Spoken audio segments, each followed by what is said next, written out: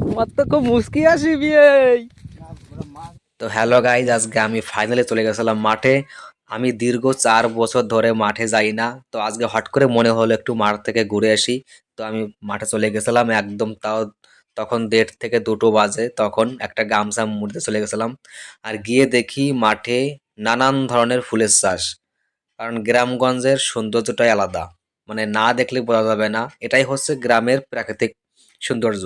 আর এইখানে দেখো কত কৃষক বা নিজস্ব জমিতে তারা কাজকর্ম করছে, বা কেউ অন্য জমিতে কাজকর্ম করছে। এদের কিন্তু কোনো মানে ভেদাভেদ নেই যে আমি রোদ্রে গেলে কালা হয়ে যাবে বা ফর্সা হয়ে যাবে, এটা কিছু না। কারণ এটাই তাদের উপার্জনা এবং গ্রামের চাষাবাদ।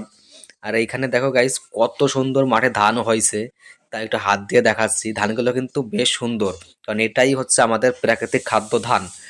আর আস্তে আস্তে গেছিলাম আমরা সামনের দিকে, মানে নিচের দিকে। আর এটা হচ্ছে আমার একমাত্র বিআই, কারণ মাঠে গিয়েই দেখি বিআই আমার সামনে হাজির। তো চলো বিআই একটু ঘুরে আসি মাঠ থেকে। সামনে এই যে চলে গেছিলাম একদম কিনারে, জল কিনারে। এটা হচ্ছে একটা বিল, ছোট একটা বিল। এইখানে কিন্তু আমরা আগে মাছ ধরতাম, এখন আর যাই না।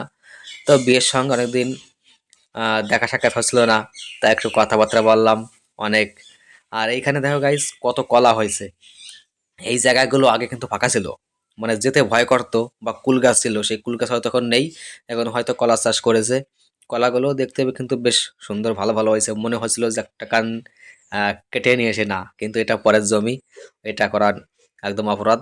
তো আমি যাক একটু হাসি মুখে ভিডিও করলাম, বেশ ভালো লাগলো। এরপর আমি চলে গেলাম, ও মা, ওই তো দেখি আমার ভাই। তো ভাই দেখি মাছ ধরছে ছিটকে নিয়ে। তো ভাইকে জিজ্ঞাসা করলাম, কি রে, মাছ টাছ পেয়েছিস নাকি, এবার বাড়ি চল। বলছে হ্যাঁ কিছু পেয়েছি, আর একটু দাঁড়াও।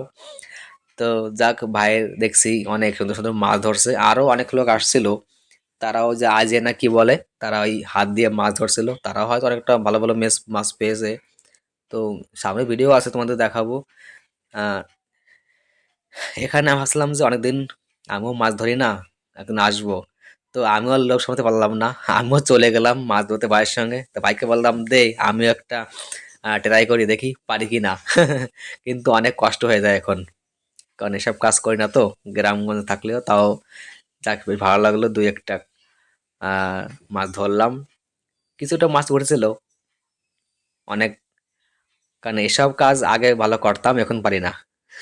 যাই হোক, তো এইখানে দেখো গাইস আমার সেই দাদারা কিন্তু অনেক মাছ ধরে নিয়ে আসছে। কিন্তু এরা দেখো অনেক মাছ পেয়েছে, কিন্তু এরা হাত দিয়ে মাছ ধরে। হাত দিয়ে কিভাবে মাছ ধরে আমার ঠিক জানা নেই, অনেক মাছ ধরেছে। আর এইগুলো হচ্ছে আমার ভাই পেয়েছে, যা পেয়েছে মোটামুটি হয়ে যাবে।